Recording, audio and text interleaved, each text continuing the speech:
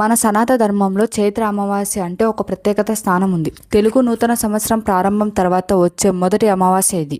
2026 April 17న రాబోతున్న ఈ పర్వదినం కేవలం పితృదేవతల ఆరాధన మాత్రమే కాదు, ఆర్థిక ఇబ్బందులు తొలగించుకోవడానికి కూడా ఎంతో తోడ్పడుతుంది.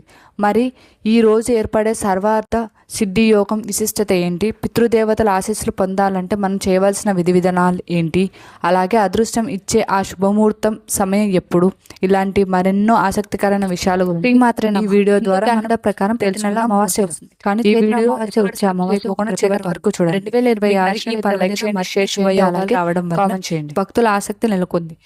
ఈ రోజు చేసే స్నానం, దానం, ధర్మాలు 10 రెట్లు ఎక్కువ ఫలితాలు ఇస్తాయని పురాణాలు చెబుతున్నాయి. చైత్ర అమావాస్య ఎప్పుడు వచ్చింది, ఏ సమయంలో చేస్తే అధిక శుభ ఫలితాలు ఇస్తాయి ఇప్పుడు తెలుసుకున్నాం. జ్యోతిష్య శాస్త్రం ప్రకారం 2026 చైత్ర అమావాస్య తిథి ఏప్రిల్ 16 గురువారం రాత్రి 8:11 ప్రారంభమై ఈ తిథి మరుసటి రోజు అంటే ఏప్రిల్ 17 శుక్రవారం సాయంత్రం 5:21 ముగుస్తుంది. శాస్త్రం ప్రకారం అయితే ఉదయం తిథి ప్రాధాన్యత ఇస్తాం కాబట్టి ఏప్రిల్ 17న శుక్రవారం రోజు చైత్ర అమావాస్యగా పరిగణించి పూజలు, వ్రతాలు నిర్వహించుకోవాల్సి ఉంటుంది.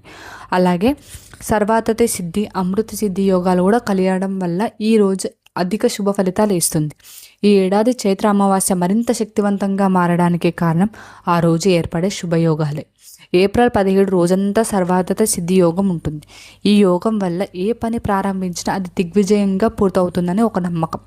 దీంతో పాటు ఉదయం 6:29 నుండి మధ్యాహ్నం 12:02 వరకు అమృత సిద్ధి యోగం కూడా తోడవుతుంది.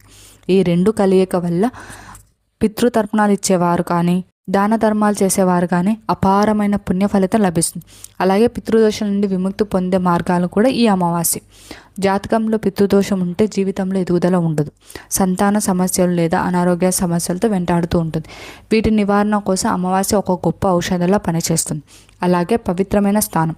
ఈరోజు సూర్యోదయానికి ముందే పవిత్ర నది స్నానం చేయడం వల్ల ఉత్తమం. నదులకు వెళ్ళే అవకాశం లేని వారు ఇంట్లోనే స్నానం చేసి నీటిలో కొద్దిగా గంగాజలం కలుపుకుంటే అధిక శుభ ఫలితాలు ఇస్తాయని మన పండితులు చెబుతున్నారు. అలాగే పితృతర్పణాలు. నువ్వులు కలిపిన నీటిని పితృదేవతలకు అర్పిస్తే వారిని స్మరించుకోవాలి.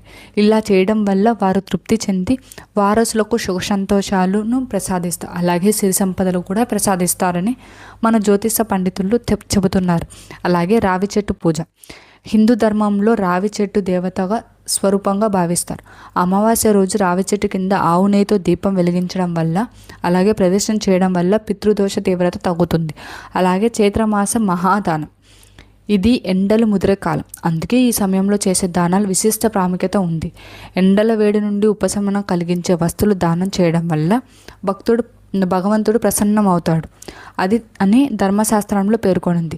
ఈరోజు పేదలకు చలివేంద్రాలు ఏర్పాటు చేయడం కానివ్వు, లేదంటే గొడుగులు లేదా పుచ్చకాయలు, లేదంటే ఏదన్నా చల్లగా ఉండడానికి మజ్జిగ, ఇట్లాంటివి దానం చేయడం వల్ల అధిక శుభ ఫలితాలు వస్తాయని మన పండితులు చెబుతున్నారు. అలాగే ఈ పనులు చేయడం వల్ల మన జీవితం మారిపోతుంది అని కూడా అంటారు.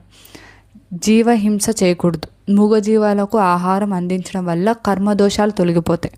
అమావాస్య రోజున పిండి ఉండలు చేసి చేపలకు వేయడం వల్ల లేదా చీమలకు పంచదారం కలిపి పిండి చల్లడం వల్ల కాలసర్ప దోషాల ప్రభావం తగ్గుతుందని మన జ్యోతిష శాస్త్రంలో పేర్కొంది. అలాగే ముఖ్యంగా ఈరోజు స్త్రీలు తమ భర్తను క్షేమం కోరుతూ విష్ణుమూర్తిని ఆరాధించడం వల్ల అధిక శుభ ఫలితాలు కలుగుతాయి, శుభ సంతోషాలు కలుగుతాయి. అలాగే మాంగళ్యం కూడా బలపడుతుందని మనం పండితులు చెబుతున్నారు. కాబట్టి ఈ అమావాస్య రోజున పితృతర్పణాలు చేయండి, దాన ధర్మాలు చేయండి. ఆ దేవతల ఆశీస్సులు మీ అందరిపై ఉండాలని కోరుకుంటున్నాను. Thank you for watching this video.